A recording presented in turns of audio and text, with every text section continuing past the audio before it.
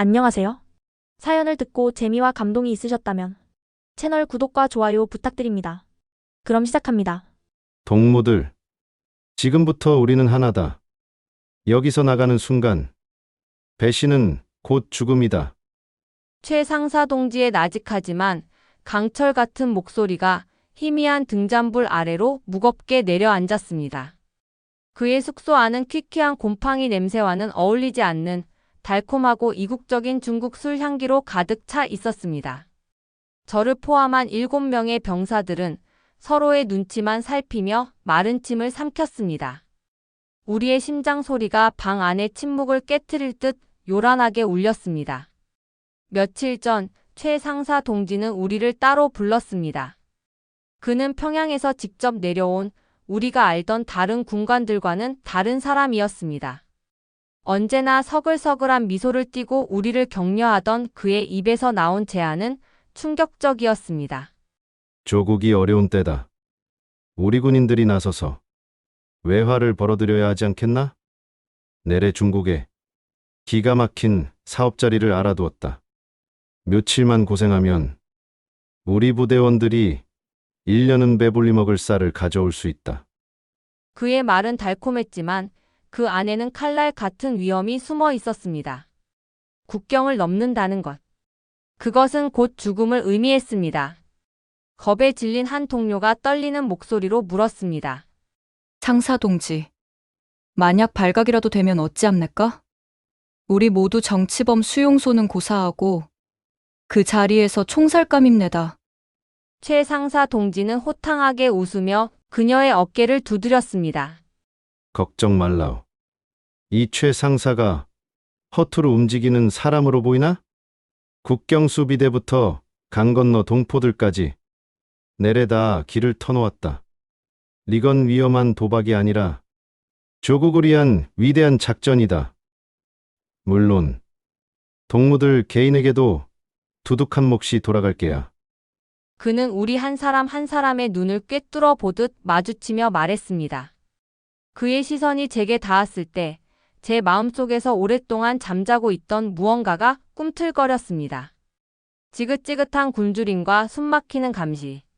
그리고 저 지평선 너머의 세상에 대한 막연한 동경. 최 상사 동지의 위험한 속삭임은 제 안에 웅크리고 있던 욕망에 불을 지폈습니다. 결국 우리 7명은 각기 다른 꿈을 품은 채 그의 제안을 받아들이고 말았습니다. 그리고 마침내 결전의 밤이 찾아왔습니다. 우리는 최 상사 동지의 뒤를 따라 칠흑 같은 어둠을 뚫고 얼어붙은 압록강으로 향했습니다. 살을 애는 듯한 겨울바람이 군복을 파고들었고 제 손과 발은 이미 감각을 잃은 지 오래였습니다. 강 건너편은 짙은 어둠에 잠겨 아무것도 보이지 않았습니다. 저 너머에 과연 우리를 위한 희망이 있을까? 지금부터 절대 소리를 내서는 안 된다. 발밑을 조심하고 무조건 내 뒤만 따라오라오. 최 상사 동지의 마지막 경고를 끝으로 우리는 얼음 위로 첫 발을 내디뎠습니다. 뽀드득 하고 눈 밟는 소리가 정적을 깨고 울릴 때마다 심장이 철렁 내려앉았습니다. 행여나 얼음이 깨질까? 숨어있던 보초에게 발각될까? 온몸의 신경이 곤두섰습니다. 제 옆에서 걷던 영희 동무가 제 손을 꼭 잡아주었습니다. 그녀의 손 역시 저처럼 차갑게 식어 있었지만 그 작은 온기가 제게는 큰 위안이 되었습니다. 하늘 동무, 괜찮니? 응, 동무야말로. 나야 뭐, 지금 당장 얼어 죽어도 이상할 게 없을 지경이다. 영희 동무는 그렇게 말하면서도 굳건히 앞을 향해 걸었습니다. 우리는 서로에게 의지하며 마치 한 몸처럼 조심스럽게 강을 건넜습니다. 시간이 얼마나 흘렀을까? 끝없이 펼쳐질 것만 같던 얼음판 저 너머로 희미하게 깜빡이는 불빛이 보였습니다. 다 왔다. 저기다. 최 상사 동지의 흥분된 목소리에 우리는 마지막 남은 힘을 쥐어짰습니다. 마침내 중국 땅에 발을 디뎠을 때 우리는 누가 먼저랄 것도 없이 서로를 부둥켜 안고 안도의 한숨을 내쉬었습니다. 차가운 공기, 낯선 흙냄새. 모든 것이 꿈만 같았습니다. 우리는 해냈습니다. 돌아올 수 없는 강을 무사히 건넌 것입니다. 약속 장소에는 낡은 트럭 한 대가 우리를 기다리고 있었습니다.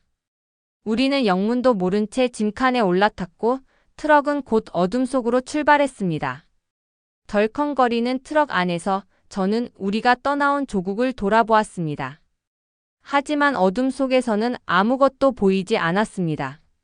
그때의 저는 알지 못했습니다. 우리가 어둠을 탈출한 것이 아니라 그저 더 깊고 낯선 어둠 속으로 걸어 들어왔다는 사실을 말입니다. 여러분, 과연 그 트럭은 우리를 희망으로 데려다 주었을까요? 아니면 또 다른 절망의 시작이었을까요? 제 고향은 황해도 사리원입니다. 끝없이 펼쳐진 황금빛 들판과 그 위를 수놓는 맑고 푸른 하늘. 그림 같은 풍경이지만 제게 그 지평선은 넘어설 수 없는 거대한 벽처럼 느껴졌습니다. 저는 당 간부의 딸로 태어났습니다. 남들 눈에는 부족할 것 없어 보이는 삶이었겠지만 제게는 보이지 않는 감옥과도 같았죠. 아버지는 늘 말씀하셨습니다. 하늘아, 너는 당의 딸이다. 언제나 몸가짐을 바로 하고 수령님과 당에 충성해야 한다. 아버지의 목소리는 언제나 강철처럼 단단했고 그 목소리를 들을 때마다 제 어깨는 천근만근 무거워지는 듯 했습니다. 아버지의 서재에는 어려운 사상 서적들이 빽빽하게 꽂혀 있었고 집안에는 언제나 팽팽한 긴장감이 감돌았습니다. 웃음소리보다는 나직한 기침 소리가 더 익숙한 집이었죠. 어머니는 그런 아버지를 묵묵히 따랐고 제게도 그것이 당연한 삶이라 가르치셨습니다. 하지만 저는 그 숨막히는 공기가 싫었습니다. 창밖으로 보이는 이름 모를 새들이 자유롭게 날아가는 모습을 보며 생각했습니다. 나도 저 새처럼 저 지평선 너머로 날아갈 수 있다면. 제게 유일한 탈출구는 군 입대였습니다. 아버지의 그늘에서 벗어나 제 힘으로 살아보고 싶다는 어쩌면 철없는 생각이었을지도 모릅니다. 아버지는 처음에는 완강히 반대하셨습니다. 계집애가 어딜 가겠다고. 집에서 얌전히 있다가 당에서 정해주는 동무 만나 시집가면 될 일이지. 아버지의 녹이 서린 목소리에 집안의 공기가 얼어붙는 듯 했습니다. 하지만 저는 물러서지 않았습니다. 며칠 밤낮으로 아버지를 설득하고 제 뜻을 굽히지 않았습니다. 결국 제 고집을 꺾지 못하신 아버지는 한숨과 함께 허락하셨고 저는 그렇게 꿈에 그리던 독립을 쟁취했습니다. 제가 배치받은 곳은 집에서 아주 멀리 떨어진 함경북도 라진의 국경수비 되었습니다. 라진에서의 군 생활은 상상 이상으로 고되었습니다. 살을 애는 듯한 겨울바람과 굶주림, 그리고 혹독한 훈련. 집에서 곱게 자란 제게는 모든 것이 시련이었습니다. 배급으로 나오는 옥수수 밥에는 모래가 반이었고 멀건 소금 국물로 하루를 버티는 날이 허다했습니다. 밤에는 쥐들이 군화 속을 제 집처럼 드나들었죠. 하지만 저는 그 모든 것을 견뎌냈습니다. 아버지의 그늘에서 벗어났다는 해방감이 그 어떤 고통보다 컸기 때문입니다. 그곳에서 저는 다양한 사람들을 만났습니다. 저처럼 간부 집안 출신도 있었고 평생 흙만 파다온 농민의 자식도 있었습니다. 우리는 출신 성분은 달랐지만 굶주림과 추위 속에서 서로를 의지하며 전우애를 쌓아갔습니다. 특히 저와 가장 가깝게 지냈던 동료는 영희였습니다. 저보다 2살 많았던 영희는 평양 출신으로 똑 부러지고 당찬 성격의 소유자였습니다.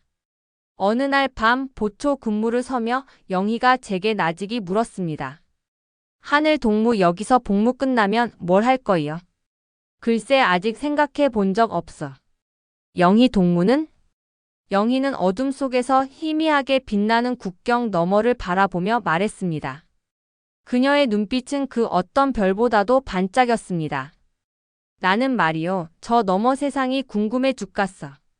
우리한테는 헐벗고 굶주리는 지옥이라고 가르치지만 가끔 라진항에 들어오는 외화벌이 일꾼들 옷차림새나 얼굴빛을 보면 꼭 그런 것 같지만은 않단 말이지. 영희 동무. 그런 소리 함부로 하는 거 아니야. 누가 들으면 어쩌려고. 저는 겁이 났습니다. 그런 발언은 정치범 수용소에 끌려가도 할 말 없는 위험한 발언이었으니까요. 하지만 영희는 피식 웃으며 제 어깨를 툭 쳤습니다. 걱정 말라. 하늘 동무한테만 하는 이야기니까. 그냥 답답해서 그런다. 답답해서. 우리는 왜 평생 이 네모난 땅덩어리 안에서만 살아야 하는 거예요? 영희의 말은 제 마음속 깊은 곳에 파문을 일으켰습니다. 저 역시 마음 한구석에는 늘 그런 의문을 품고 있었으니까요. 우리가 배우는 세상이 정말 전부일까? 저 지평선 너머에는 과연 무엇이 있을까? 그날 이후 저는 이전과는 다른 눈으로 세상을 보기 시작했습니다. 국경 너머에서 희미하게 새어나오는 불빛, 바람을 타고 들려오는 정체 모를 음악 소리, 그 모든 것이 제게는 미지의 세계를 향한 초대장처럼 느껴졌습니다. 제 안에서 오랫동안 잠자고 있던 자유에 대한 갈망이 서서히 고개를 들기 시작한 것입니다. 그리고 그 갈망에 불을 지핀 것은 바로 새로 부임한 중대장 최 상사였습니다. 최 상사는 이전의 중대장들과는 어딘가 다른 사람이었습니다. 평양에서 직접 내려왔다는 그는 30 중반의 나이에도 불구하고 군살 하나 없는 다부진 체격에 언제나 서글서글한 미소를 띠고 있었습니다. 그의 눈빛은 사람의 마음을 꿰뚫어 보는 듯 깊었고 목소리는 낮고 부드러웠지만 이상한 힘이 실려 있었습니다. 그는 부하들을 다그치기보다는 격려했고 딱딱한 군대식 말투 대신 종종 농담을 섞어가며 이야기했습니다. 병사들은 그런 최 상사를 진심으로 따랐습니다. 저 역시 그에게 묘한 끌림을 느꼈습니다. 그는 저를 단순히 부하 여군으로 대하는 것이 아니라 하나의 인격체로 존중해주는 듯 했습니다. 가끔 저를 따로 불러 아버지의 안부를 묻기도 하고 제가 읽고 있던 낡은 소설책에 대해 이야기를 나누기도 했습니다. 김하늘 동무는 생각이 깊단 말이야. 이런 총구석에 있기에는 아까운 인재지. 그렇게 말하며 제 어깨를 툭 쳐줄 때면 저는 저도 모르게 얼굴이 붉어지곤 했습니다. 최 상사는 제게 아버지와는 다른 종류의 어른이었습니다. 그는 제게 충성이 아닌 꿈에 대해 이야기했고 의무가 아닌 가능성을 보여주었습니다. 어느 날 저녁 최 상사는 저와 영희를 포함한 7명의 병사들을 자신의 숙소로 불렀습니다. 그의 숙소는 부대 내 다른 건물들과 달리 비교적 깨끗하게 정돈되어 있었고 탁자 위에는 북한에서는 보기 드문 중국산 술과 안주들이 놓여 있었습니다. 방 안에는 은은한 나무 냄새와 함께 달콤한 술 향기가 감돌았습니다. 자, 다들 편히 앉으라우. 최 상사는 우리에게 직접 술을 따라주며 말했습니다. 어색한 침묵이 흘렀고 우리는 서로의 눈치만 살폈습니다. 군대에서, 그것도 중대장 숙소에서 술이라니. 상상도 할 수 없는 일이었습니다. 최 상사는 그런 우리들의 긴장을 풀어주려는 듯 부드럽게 웃으며 입을 열었습니다. 오늘 동무들을 부른 건 다름이 아니라 특별한 임무를 제안하고 싶어서야. 이건 당의 명령도 군의 지시도 아니야. 오직 나, 최 아무개가 동무들에게 제안하는 비밀 임무지. 비밀 임무라는 말에 우리의 눈이 동그래졌습니다. 최 상사는 잠시 숨을 고른 뒤 목소리를 낮춰 말을 이었습니다. 동무들도 알다시피 지금 우리 공화국 사정이 어렵다. 이런 때일수록 우리 군인들이 나서서 외화를 벌어들여야 하지 않겠어? 내가 중국 쪽에 괜찮은 사업 자리를 하나 알아봐 뒀다. 여기 있는 동무들은 내가 특별히 눈여겨본 배짱 있고 능력 있는 동무들이야. 나와 함께 잠시 국경 너머에 가서 큰 돈을 벌어올 생각 없나? 그의 말은 충격적이었습니다. 국경을 넘어 중국에 가서 돈을 벌어오자니. 그것은 명백한 타령이자 반역 행위였습니다. 모두가 얼어붙은 채 아무 말도 하지 못했습니다. 그때 영희가 조심스럽게 입을 열었습니다. 상사 동지. 그 말씀은 우리더러 국경을 넘으라는 말씀이십니까? 넘는다는 표현은 맞지 않지. 잠시 다녀온다는 표현이 더 정확하겠지. 며칠 밤만 고생하면 우리 부대원들이 1년은 좋게 먹고 살 수 있는 쌀을 가져올 수 있다.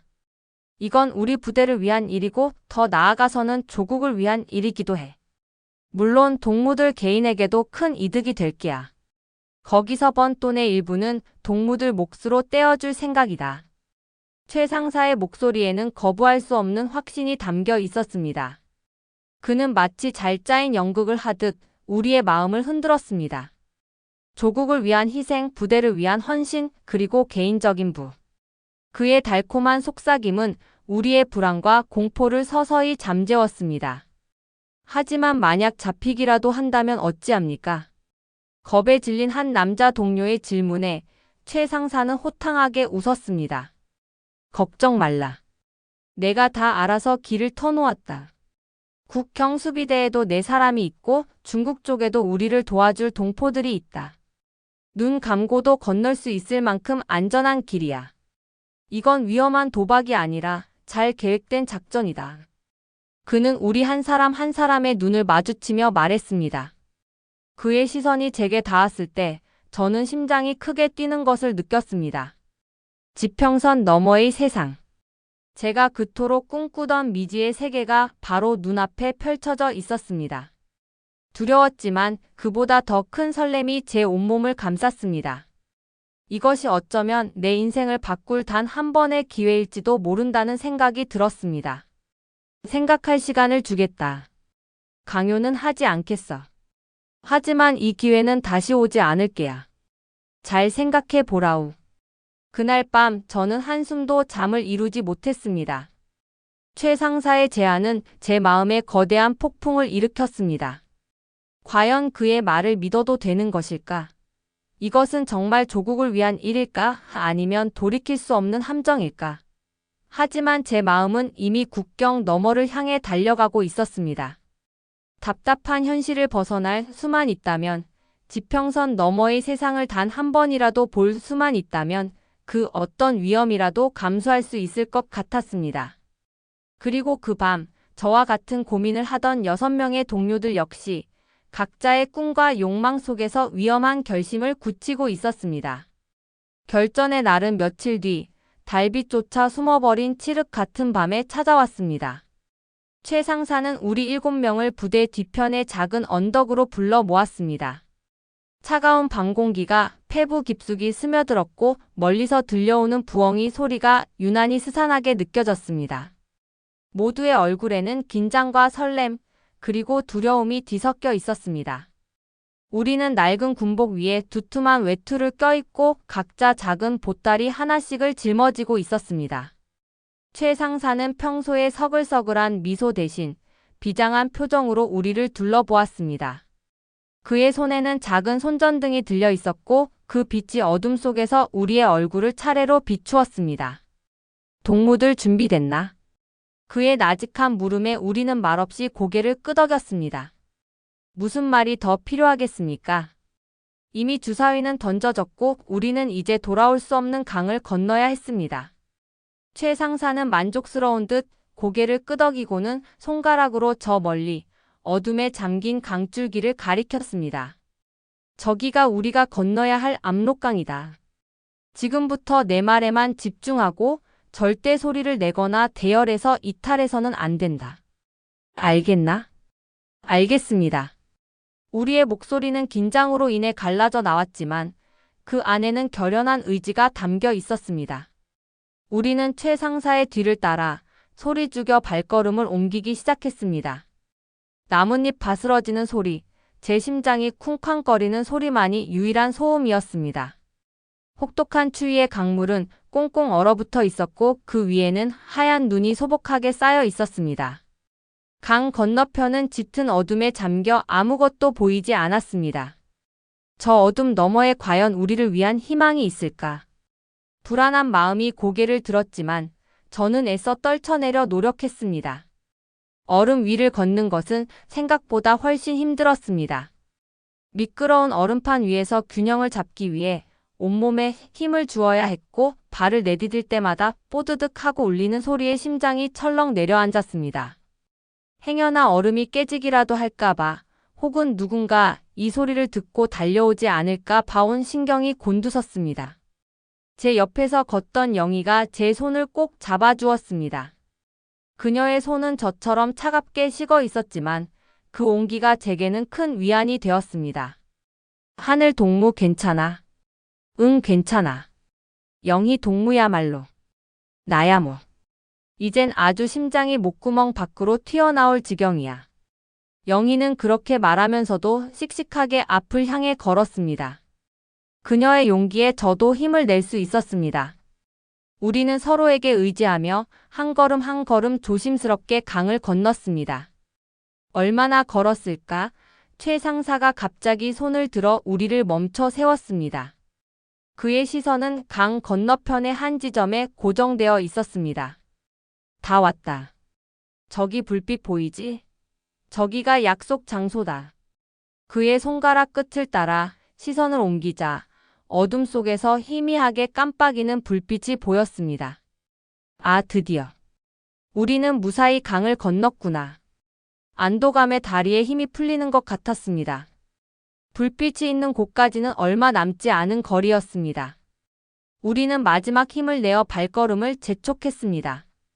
마침내 중국 땅에 첫 발을 내디뎠을 때 우리는 누가 먼저랄 것도 없이 서로를 부둥켜 안고 환호성을 질렀습니다. 차가운 공기, 낯선 흙냄새, 모든 것이 새롭게 느껴졌습니다. 우리는 해냈습니다. 목숨을 건 위험한 도박에서 우리는 일단 첫 판을 이긴 것입니다. 약속 장소에는 낡은 트럭 한 대가 시동을 켠 채 우리를 기다리고 있었습니다.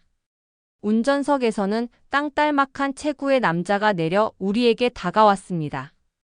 그는 중국 동포인 듯 어설픈 북한 사투리로 최 상사에게 인사를 건넸습니다. 오시느라 고생 많았소, 동무들. 어서 타시라요.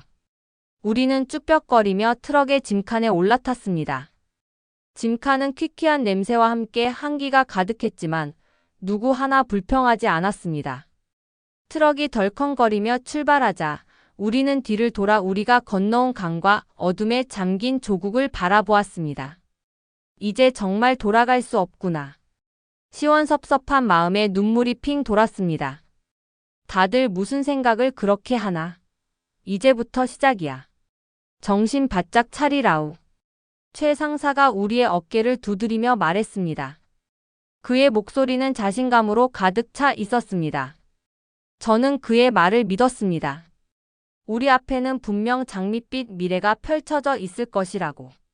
하지만 그때의 저는 알지 못했습니다. 우리가 달려가고 있는 이 길이 희망이 아닌 절망으로 향하는 길이라는 것을. 그리고 우리의 운명을 손에 쥔 채 미소 짓고 있는 최 상사의 얼굴 뒤에 검고 추악한 욕망이 숨겨져 있다는 사실을 말입니다. 트럭은 한참을 달려 어느 허름한 농가에 우리를 내려놓았습니다. 삐걱거리는 나무 문을 열고 들어서자 매캐한 먼지 냄새와 함께 곰팡이 냄새가 코를 찔렀습니다. 집안은 텅 비어 있었고 구석에는 집단 몇 개가 전부였습니다. 우리를 안내한 땅딸막한 남자는 곧 돌아오겠다는 말만 남기고 황급히 사라졌습니다. 방 안에는 어색한 침묵만이 감돌았습니다. 여기가 우리가 머물 곳입니까? 한 동료가 불안한 목소리로 묻자 최 상사는 태연하게 대답했습니다. 잠시 머무는 곳일 뿐이야. 내일이면 본격적으로 일할 곳으로 이동할 거다. 다들 피곤할 테니 우선 좀 쉬도록 해. 하지만 그 누구도 쉴 수 없었습니다. 낯선 환경에 대한 불안감과 앞으로 닥칠 일에 대한 막연한 두려움이 우리를 짓눌렀습니다. 영희가 제 옆으로 다가와 나직이 속삭였습니다. 하늘 동무 뭔가 좀 이상하지 않아? 분위기가 영세해. 나도 그렇게 느껴져. 하지만 최 상사 동지를 믿어봐야지. 다른 방도가 없잖아. 저는 애써 영희를 안심시켰지만 제 마음속에서도 의심의 싹이 자라나고 있었습니다. 최 상사의 태도는 국경을 넘기 전과 미묘하게 달라져 있었습니다. 우리를 대하는 말투는 여전히 부드러웠지만 그 눈빛에서는 이전의 따뜻함을 찾아보기 어려웠습니다. 그는 마치 우리의 감정을 살피는 듯 의미심장한 시선으로 우리를 훑어보곤 했습니다. 다음 날 아침, 땅딸막한 남자가 다른 사내와 함께 우리를 찾아왔습니다. 왕 서방이라고 자신을 소개한 그는 비쩍 마른 체구에 날카로운 눈매를 가진 중년 남성이었습니다. 그는 우리를 위아래로 훑어보며 마치 물건값을 매기는 듯한 표정을 지었습니다. 그의 불쾌한 시선에 소름이 돋았지만 섣불리 불만을 표출할 수는 없었습니다. 최 동무 약속대로 7명이 맞구만. 다들 물건이 실하네. 특히 저기 저 처자들은 아주 비싼 값에 팔리갔어. 왕 서방이 저와 영희를 보며 음흉하게 웃었습니다. 팔린다는 말에 제 심장이 쿵 내려앉았습니다. 이게 도대체 무슨 소리인가?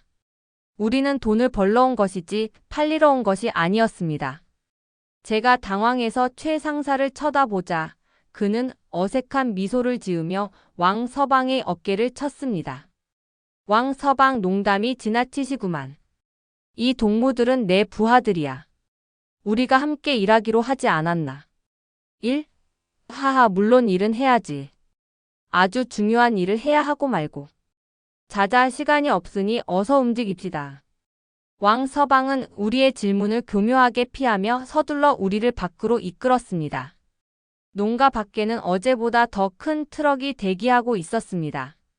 우리는 영문도 모른 채 트럭 진칸에 실렸습니다. 이번에는 최 상사도 함께 타지 않았습니다. 그가 트럭 밖에서 우리를 향해 손을 흔들며 외쳤습니다. 동무들 먼저 가 있으라우. 나는 왕 서방과 마무리할 이야기가 있으니 곧 뒤따라가지. 걱정 말고 거기서 시키는 대로만 잘하고 있으라우. 상사 동지, 어디로 가는 겁니까? 같이 가셔야지 않습니까? 우리가 불안하게 소리쳤지만 최 상사는 그저 손을 흔들 뿐이었습니다. 트럭 문이 닫히고 짐칸 안은 순식간에 어둠에 휩싸였습니다. 트럭이 세차게 덜컹거리며 출발했고 우리는 공포에 질려 서로의 몸을 의지했습니다. 그때였습니다.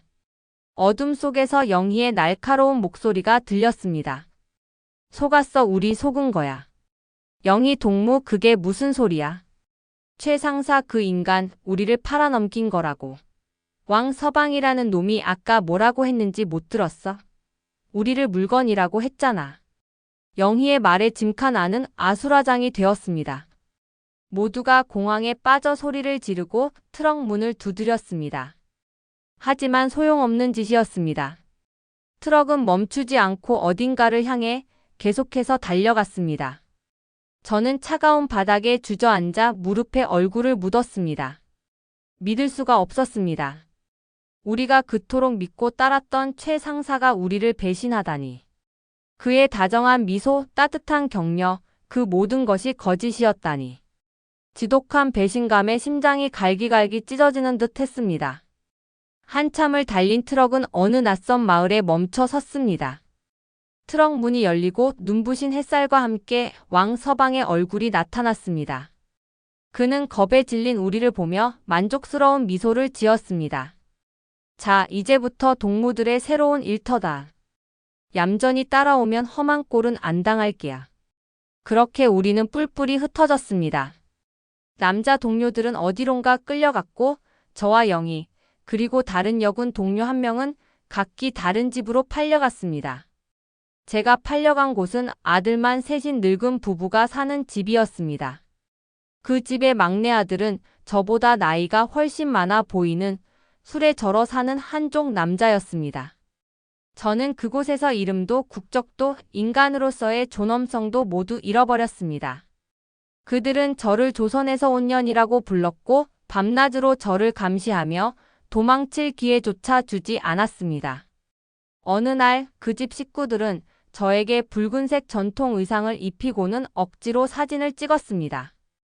영문도 모른 채 어리둥절해 있는 제게 그 집의 늙은 어머니가 말했습니다. 오늘부터 너는 내 막내 며느리다. 아들 잘 낳고 얌전히 살면 밥은 굶기지 않을 테니 헛된 생각은 꿈도 꾸지 마라.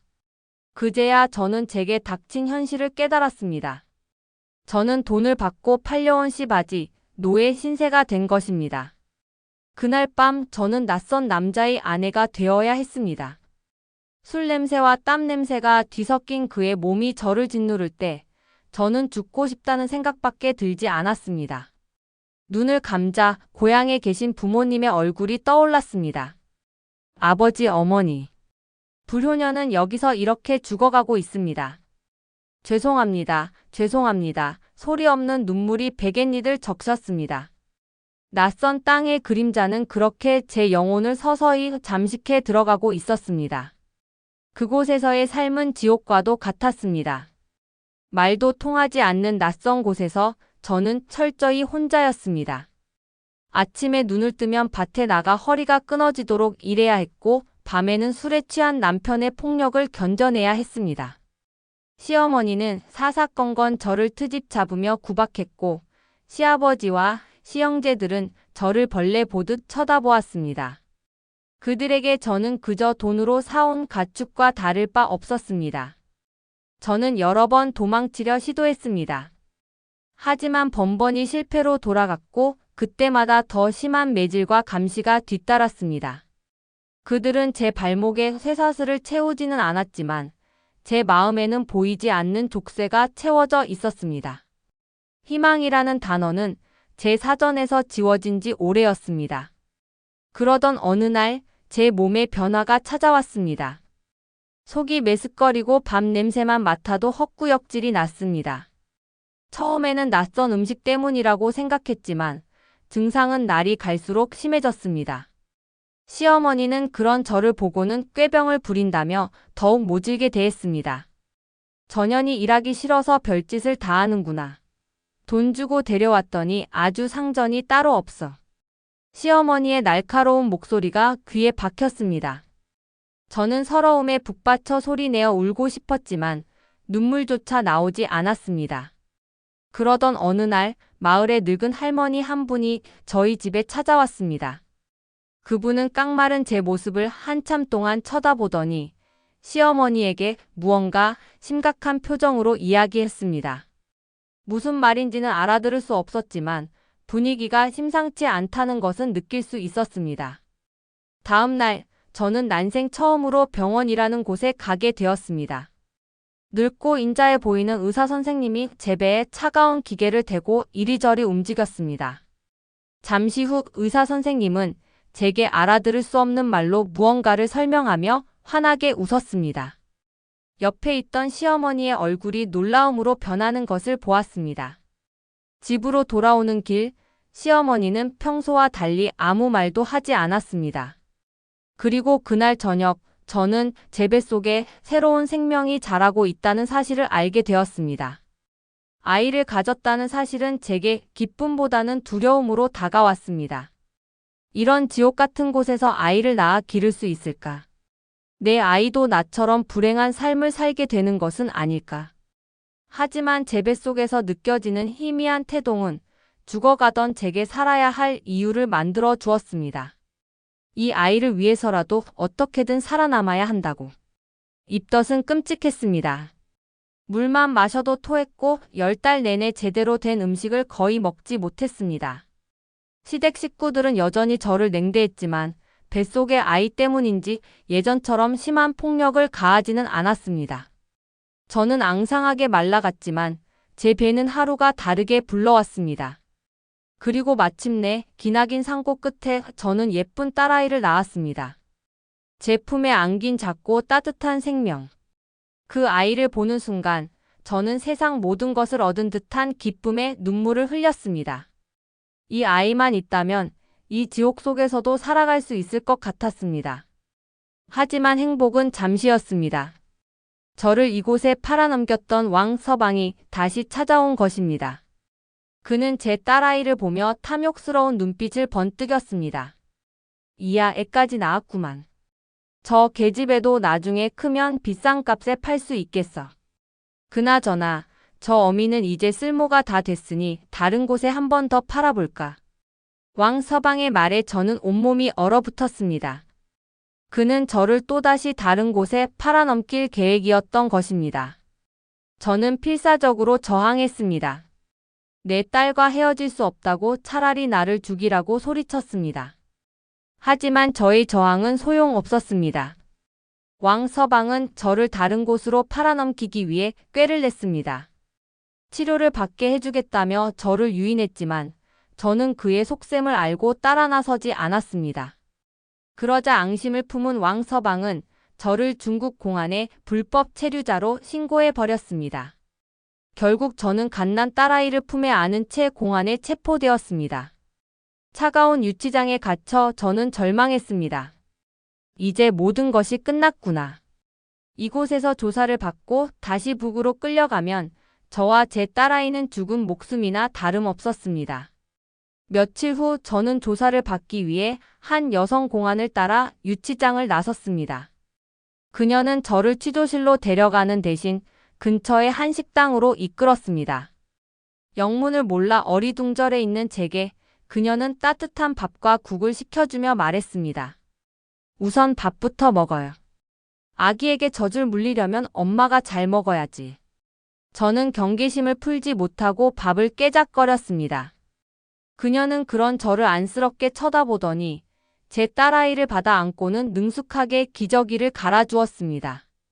그녀의 따뜻한 손길에 저도 모르게 눈물이 핑 돌았습니다.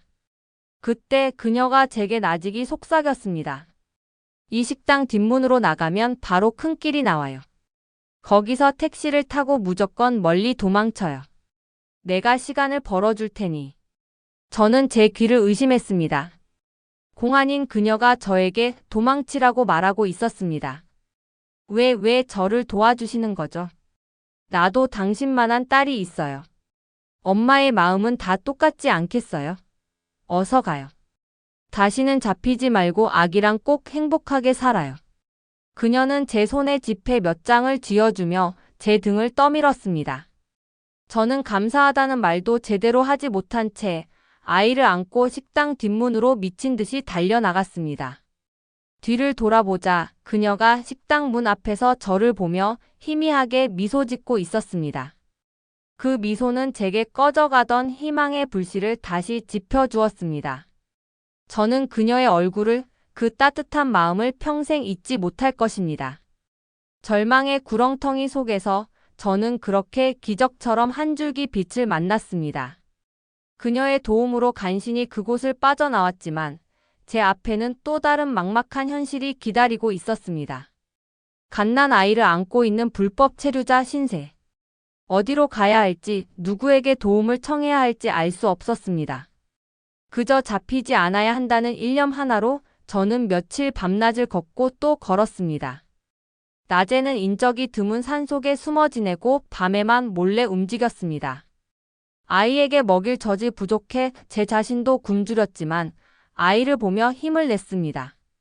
그러다 우연히 한 농가에 숨어들게 되었고 그 집주인인 마음씨 좋은 노부부의 도움으로 잠시 몸을 의탁할 수 있었습니다. 그들은 제 딱한 사정을 듣고는 위험을 무릅쓰고 저와 제 딸을 거두어 주었습니다. 하지만 그곳도 안전한 피난처는 아니었습니다. 언제 공안이 닥칠지 모른다는 불안감에 저는 하루하루를 살얼음판 위를 걷는 심정으로 보냈습니다. 그 암흑 같던 시절 제게 유일한 위안은 낡은 라디오였습니다. 밤이 되면 저는 이불을 뒤집어 쓰고 몰래 라디오 주파수를 맞추었습니다. 대부분은 알아들을 수 없는 중국 방송이었지만 아주 가끔 지지직거리는 소음과 함께 익숙한 우리말 방송이 들려오곤 했습니다. 그것은 대한민국에서 송출하는 대북 방송이었습니다. 처음에는 그저 그리운 우리말을 듣는다는 것만으로도 좋았습니다. 하지만 시간이 지날수록 저는 방송 내용에 귀를 기울이게 되었습니다. 방송에서는 제가 북에서 배웠던 것과는 전혀 다른 대한민국의 모습을 이야기했습니다. 풍요로운 사회, 자유로운 사람들, 그리고 저희 같은 탈북자들을 따뜻하게 맞아준다는 이야기까지. 대한민국에 가면 우리 딸과 함께 사람답게 살 수 있을까? 희미한 희망이 싹트기 시작했습니다. 하지만 어떻게 그곳까지 갈 수 있을지 방법은 막막했습니다. 그러던 어느 날 밤 라디오에서 한 탈북자의 수기가 흘러나왔습니다. 그는 중국을 떠돌다 한 스님의 도움으로 무사히 대한민국에 입국했다는 이야기를 하고 있었습니다. 그 이야기를 듣는 순간 제 머릿속에 번개처럼 스치는 생각이 있었습니다. 스님, 그래, 스님을 찾아가자. 그것은 지푸라기라도 잡고 싶은 심정이었습니다. 하지만 달리 방법이 없었습니다. 저는 노부부에게 눈물로 작별 인사를 고하고 다시 길을 나섰습니다. 수소문 끝에 저는 도문이라는 지역에 탈북자들을 돕는 한국인 스님이 계시다는 소문을 듣게 되었습니다. 저는 마지막 희망을 걸고 갓난 딸을 업은 채 며칠 밤낮을 걸어 도문으로 향했습니다. 우여곡절 끝에 저는 마침내 그 스님과 연락이 닿았습니다. 저를 팔아넘겼던 왕 서방의 연락처를 기억해둔 것이 천만다행이었습니다. 배신자에게 다시 연락하는 것은 자존심 상하는 일이었지만 딸을 위해서라면 무슨 짓이든 할 수 있었습니다. 왕 서방은 제 연락에 놀라는 눈치였지만 돈이 될 거라 생각했는지 스님과의 만남을 주선해 주었습니다. 약속 장소에 나타난 스님은 제가 상상했던 것과는 전혀 다른 모습이었습니다. 풍채가 좋고 인상이 서글서글한 중년 남성이었죠.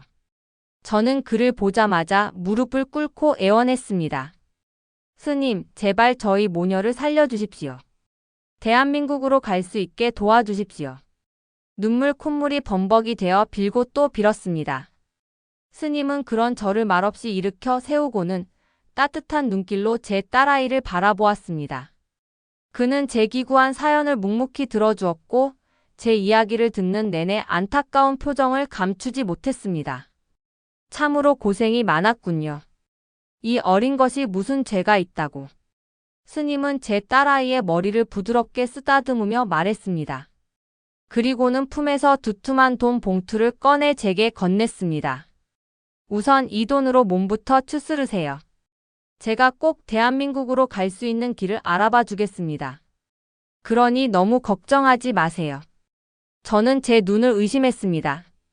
생전 처음 보는 저에게 그는 아무런 대가도 없이 큰 돈을 건네주었습니다. 저는 순간 그의 의도를 의심했습니다. 이 사람도 혹시 나를 이용하려는 것은 아닐까. 하지만 그의 눈빛은 너무나도 맑고 진실해 보였습니다. 저는 떨리는 손으로 돈 봉투를 받아들고 몇 번이고 고개를 숙여 감사 인사를 드렸습니다. 스님, 이 은혜는 평생 잊지 않겠습니다.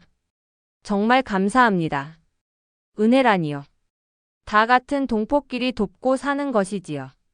부디 몸 조심하고 제가 연락을 줄 때까지 조용히 기다리고 계세요. 스님은 그렇게 말하고는 호련히 자리를 떴습니다. 저는 한참 동안 그가 사라진 자리를 멍하니 바라보았습니다. 그의 등 뒤로 따스한 후광이 비치는 듯 했습니다. 정말 부처님이 저를 가엾게 여겨 보내주신 분일까. 스님이 주신 돈으로 저는 작은 방 한 칸을 얻고 처음으로 딸아이에게 깨끗한 옷과 따뜻한 분유를 사 먹일 수 있었습니다. 며칠 후 스님에게서 연락이 왔습니다. 베이징에 있는 대한민국 대사관으로 찾아가라는 것이었습니다. 그는 제게 위조 신분증과 함께 대사관에 있는 특정 인물에게 연락하는 방법을 알려주었습니다. 저는 다시 한번 선택의 기로에 섰습니다. 스님의 말을 믿고 마지막 도박을 할 것인가, 아니면 이대로 숨어 지낼 것인가. 하지만 제게는 더 이상 물러설 곳이 없었습니다. 저는 제 자신과 딸아이의 미래를 걸고 대한민국이라는 희미한 목소리를 따라가기로 결심했습니다. 베이징으로 향하는 기차에 몸을 실으며 저는 차창 밖으로 빠르게 스쳐 지나가는 풍경을 바라보았습니다. 제 인생도 이 기차처럼 어둠의 터널을 지나 밝은 세상으로 나아갈 수 있을까? 기차의 흔들림에 맞춰 제 심장도 희망과 불안으로 세차게 요동치고 있었습니다. 베이징은 제가 상상했던 것보다 훨씬 더 크고 복잡한 도시였습니다. 하늘을 찌르듯 솟은 건물들과 거리를 가득 메운 자동차들, 그리고 수많은 인파. 저는 촌뜨기처럼 두리번거리며 정신을 차릴 수가 없었습니다. 갓난딸을 싼 포대기를 고쳐 맨 저는 사람들의 물결에 휩쓸리지 않으려 안간힘을 쓰며 대사관을 향해 걸었습니다.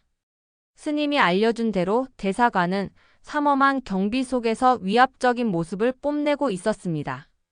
정문 앞에는 저처럼 비자를 받으려는 중국인들이 길게 줄을 서 있었고 그들을 감시하는 공안들의 날카로운 눈초리가 번뜩였습니다. 심장이 미친 듯이 뛰기 시작했습니다. 만약 여기서 위조 신분증이 발각되기라도 한다면 모든 것이 끝장이었습니다. 저는 잠시 망설였습니다. 하지만 제품에서 새근새근 잠든 딸아이의 얼굴을 보는 순간 다시 용기를 낼 수 있었습니다. 이 아이에게 더 이상 도망자의 삶을 물려줄 수는 없었습니다. 저는 심호흡을 한번 하고 비장한 각오로 줄의 맨 끝에 섰습니다. 시간은 더디게 흘러갔습니다. 제 차례가 가까워질수록 손바닥은 축축하게 젖어왔고 다리는 후들거렸습니다. 제 앞사람이 서류 심사를 받는 동안 저는 속으로 스님이 알려준 대로 되뇌었습니다. 3번 넣었다 빼고 4번째에 넣어라. 그리고 절대 당황하지 마라. 그것은 저와 대사관 안의 조력자 사이에 약속된 신호였습니다. 마침내 제 차례가 되었습니다. 저는 창구 앞에 서서 떨리는 손으로 위조 신분증과 서류들을 제출했습니다. 창구 안에는 젊은 여직원이 무표정한 얼굴로 앉아 있었습니다. 그녀는 제 서류를 받아들고는 기계적으로 검토하기 시작했습니다. 성함이 어떻게 되시죠? 김영숙입니다. 위조 신분증에 적힌 이름을 말하는 순간 목소리가 떨려 나왔습니다. 여직원의 눈썹이 살짝 위로 올라가는 것을 보았습니다. 심장이 쿵 하고 바닥으로 떨어지는 것 같았습니다.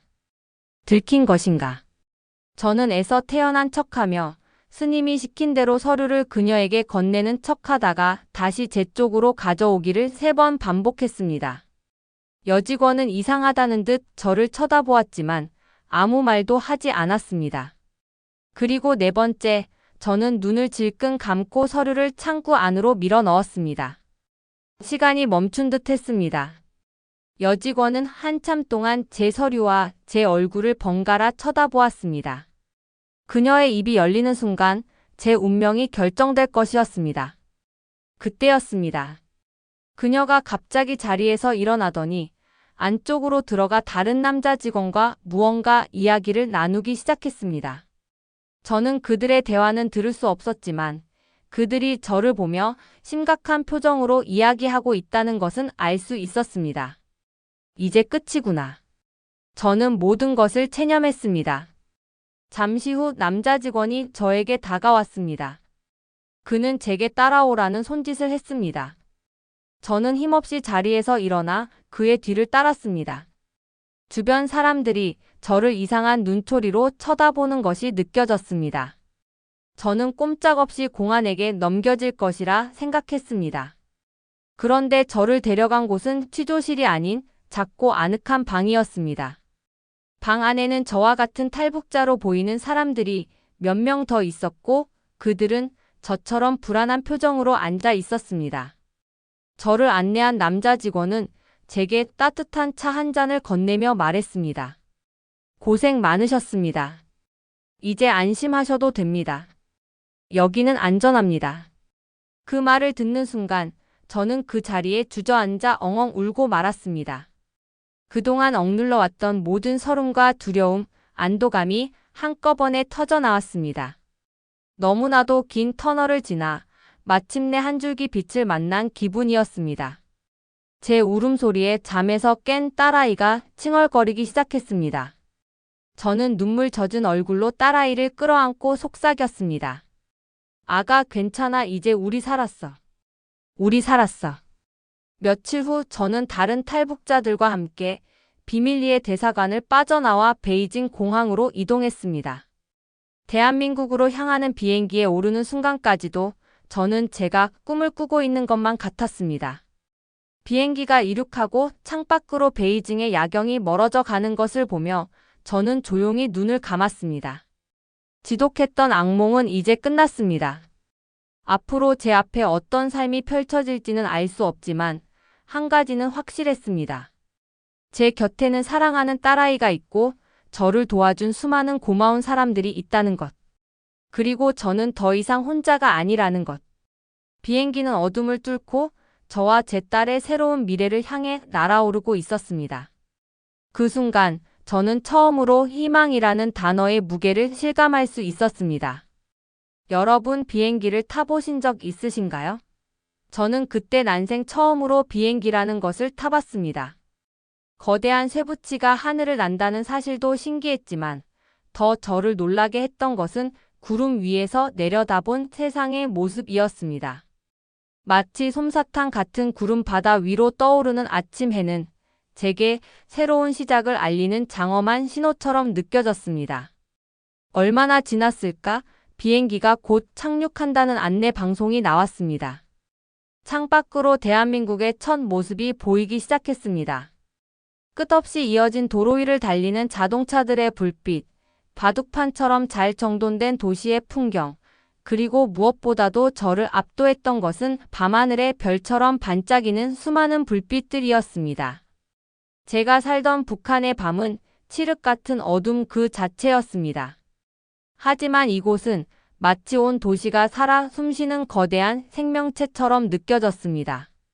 인천공항에 도착했을 때 저는 또 한 번 충격에 휩싸였습니다. 그 거대하고 화려한 건물은 제가 상상할 수 있는 범위를 훨씬 뛰어넘는 것이었습니다. 대리석 바닥은 거울처럼 반짝였고 높은 천장에는 샹들리에가 휘황찬란하게 빛나고 있었습니다. 모든 것이 깨끗하고 사람들은 활기차 보였습니다. 저는 그 낯선 풍경 속에서 마치 다른 행성에 불시착한 이방인처럼 어쩔 줄을 몰라 했습니다. 비행기에서 내리자마자 검은 양복을 입은 남자들이 우리를 에워쌌습니다. 그리고 우리는 공항의 다른 통로를 통해 비밀스럽게 밖으로 안내되었습니다. 그들을 따라 도착한 곳은 외부와 철저히 차단된 어느 건물이었습니다. 그곳에서 저를 기다리고 있었던 것은 바로 혹독한 조사 과정이었습니다. 조사실은 차가운 공기가 감도는 작은 방이었습니다. 저는 매일 다른 조사관들에게 똑같은 질문을 수십 번도 더 반복해서 답해야 했습니다. 어디서 태어났는지, 가족은 누구인지, 어떻게 탈북하게 되었는지, 중국에서는 어떻게 지냈는지. 그들은 제 말의 진위 여부를 가리기 위해 집요하게 파고들었습니다. 처음에는 저를 도와주려는 것이라 생각했지만 조사가 길어질수록 저는 다시 불안과 공포에 휩싸였습니다. 그들의 눈빛은 저를 잠재적인 간첩으로 의심하는 듯했고 그들의 질문은 저의 가장 아픈 상처들을 헤집어 놓았습니다. 특히 군인 출신이라는 사실 때문에 조사는 더욱 엄격하게 진행되었습니다. 함께 압록강을 건넜던 동료들의 행방, 최 상사와의 관계, 부대의 기밀 사항까지. 저는 아는 모든 것을 털어놓았지만 그들은 저를 완전히 믿지 않는 눈치였습니다. 저는 다시 한번 세상에 버려진 기분이었습니다. 목숨을 걸고 찾아온 이 땅에서도 저는 결국 이방인이자 의심의 대상일 뿐이었습니다. 어느 날 저녁 조사를 마치고 숙소로 돌아가는 차 안에서였습니다. 저는 지친 몸을 차창에 기댄 채 멍하니 밤거리를 바라보고 있었습니다.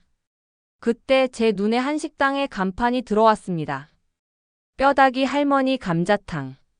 아, 이곳이 바로 제가 처음 대한민국 땅을 밟았던 날, 저를 공포에 떨게 했던 그곳이었습니다. 이제 저는 그 간판이 음식 이름이라는 것을 알고 있었습니다. 끔찍한 오해였지만 그때의 기억을 떠올리니 저도 모르게 헛웃음이 나왔습니다.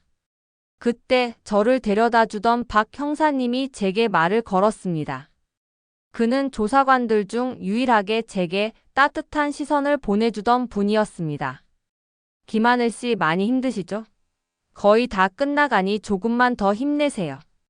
저는 이곳에 오면 모든 게 끝날 줄 알았습니다. 그런데 아니었네요. 제 목소리에는 원망과 서운함이 섞여 있었습니다.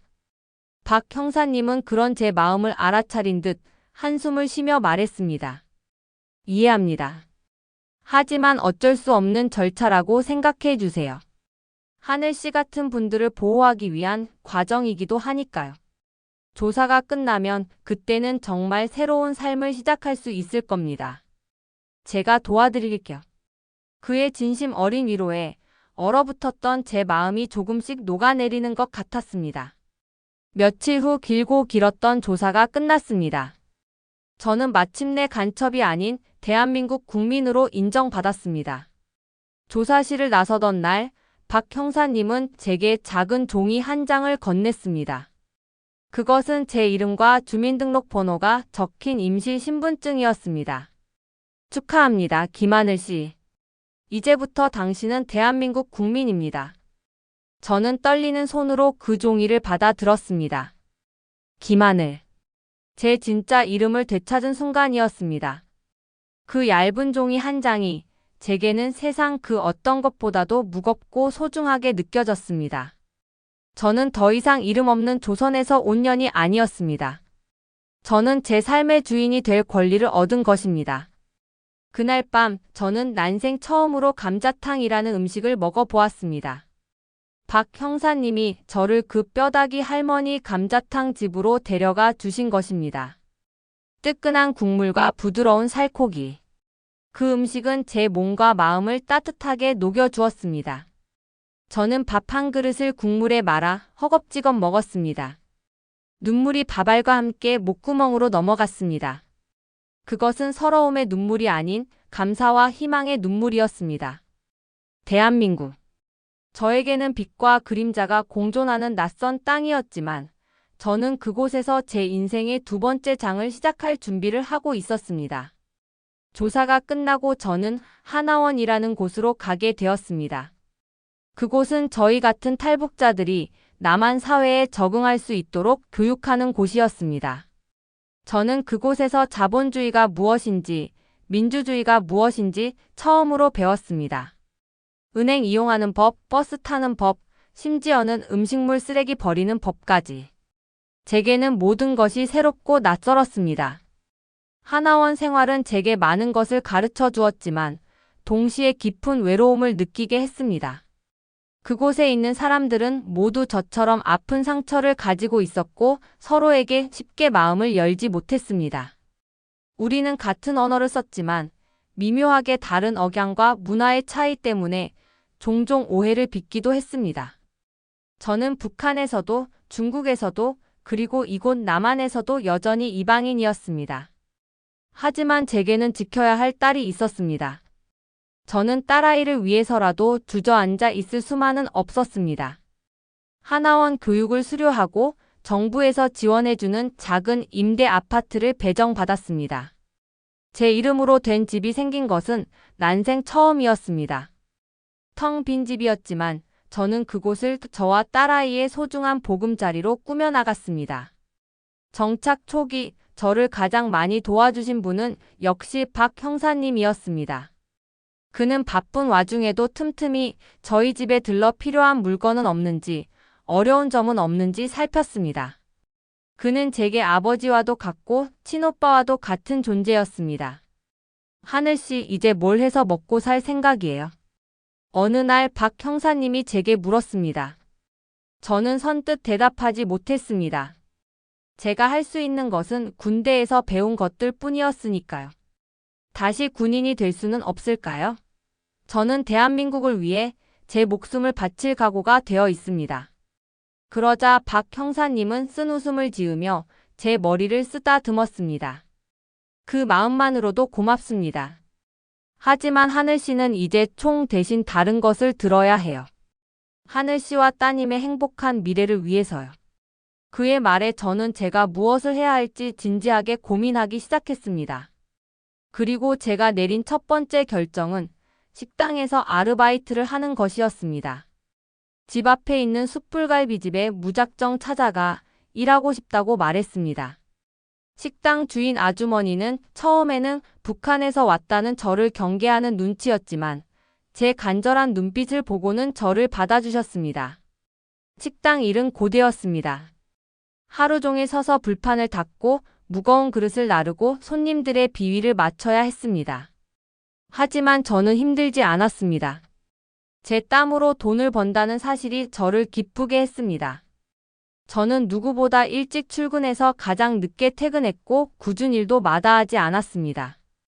그런 제 모습을 보고 식당 주인 아주머니와 동료들도 서서히 마음을 열기 시작했습니다. 그 식당에서 일하며 저는 자본주의 사회의 생리를 배웠습니다. 열심히 일하면 그만큼의 대가가 따른다는 것, 그리고 손님에게 친절해야 하는 이유를 몸으로 깨달았습니다. 저는 그곳에서 3년을 꿀벌처럼 일했습니다. 그러던 어느 날, 제 인생을 또 한 번 바꿔놓을 운명적인 만남이 찾아왔습니다. 그는 식당의 단골 손님 중 한 명이었습니다. 언제나 혼자 와서 조용히 식사만 하고 가던 말이 별로 없는 과묵한 남자였죠. 하지만 저는 그가 저를 유심히 지켜보고 있다는 것을 느끼고 있었습니다. 하루는 제가 무거운 음식물 쓰레기통을 옮기다가 발을 헛디뎌 넘어질 뻔했습니다. 그때 그가 어디선가 나타나 저를 부축해주고 저 대신 쓰레기통을 옮겨주었습니다. 괜찮아요? 다친 데는 없어요? 그의 나직하고 따뜻한 목소리에 저는 저도 모르게 얼굴이 붉어졌습니다. 그것이 우리의 첫 대화였습니다. 그의 이름은 이민준이었습니다.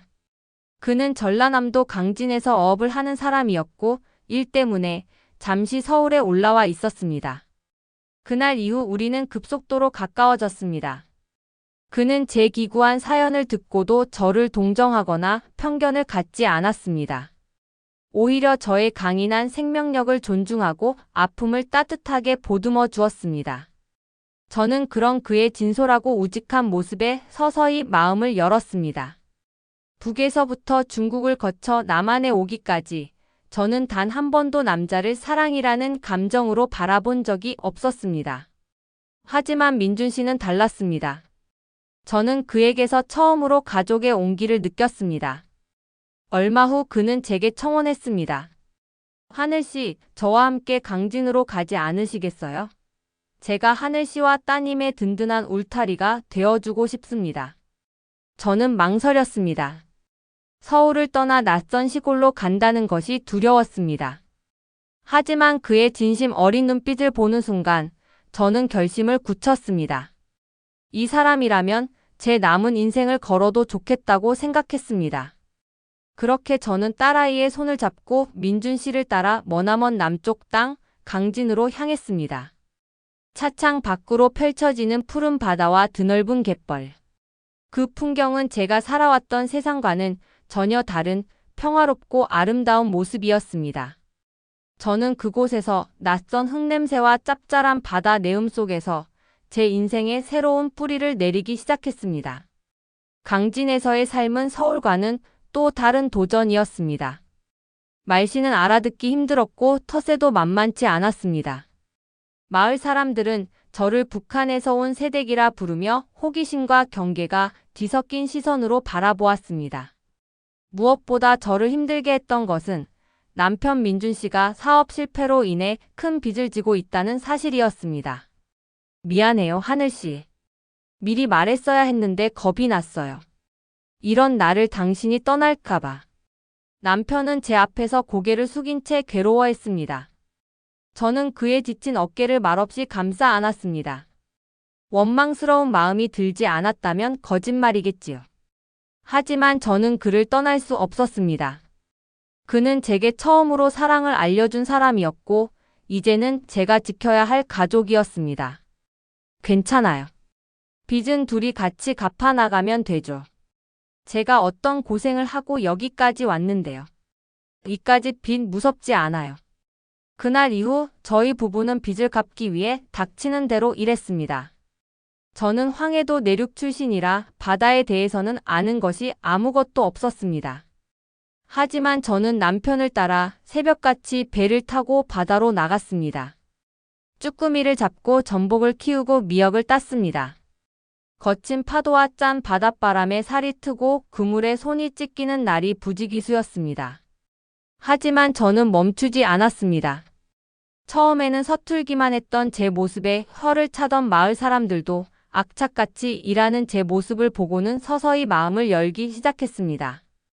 김치가 떨어졌다며 슬며시 담가다 주시는 옆집 할머니, 배질이 힘들지 않냐며 따뜻한 커피 한 잔을 건네는 동네 아주머니.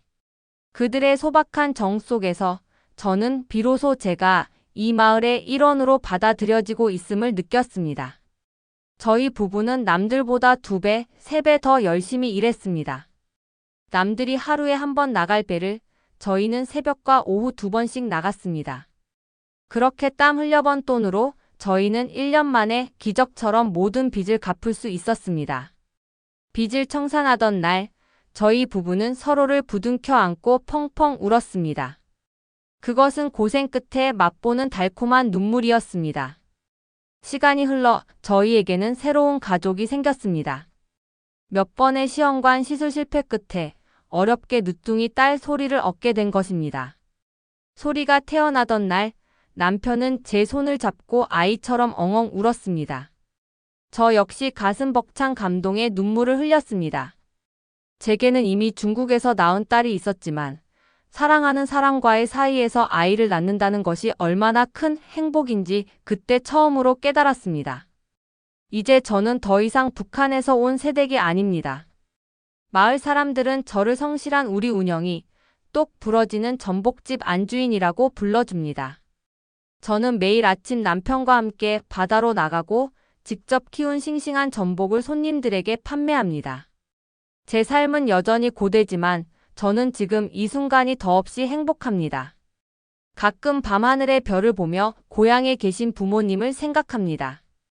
살아는 계신지, 제 걱정에 잠 못 이루고 계신 것은 아닌지. 보고 싶은 마음에 가슴이 미어지지만 저는 더 이상 슬퍼하지 않으려 합니다. 제가 이곳에서 행복하게 잘 사는 것이 바로 부모님께 할 수 있는 가장 큰 효도라고 믿기 때문입니다. 여러분, 제 이야기는 여기까지입니다. 돌이켜보면 제 인생은 참으로 험난한 파도를 넘어온 한 척의 배와도 같았습니다. 하지만 그 거친 파도 속에서도 저는 희망의 끈을 놓지 않았고 마침내 행복이라는 항구에 닻을 내릴 수 있었습니다. 저는 제 이야기를 통해 여러분께 거창한 교훈을 드리려는 것이 아닙니다. 그저 세상 어느 곳에선가는 저처럼 아픈 상처를 안고 꿋꿋하게 살아가는 사람들이 있다는 것을, 그리고 절망의 끝에서도 희망은 반드시 존재한다는 것을 이야기하고 싶었습니다. 지금 이 순간에도 삶의 무게에 힘겨워하는 분이 계시다면 부디 용기를 잃지 마십시오. 당신의 삶에도 언젠가는 바다가 내어준 행복처럼 따스하고 찬란한 햇살이 비치는 날이 올 것입니다. 제 기나긴 이야기에 귀 기울여 주셔서 진심으로 감사합니다.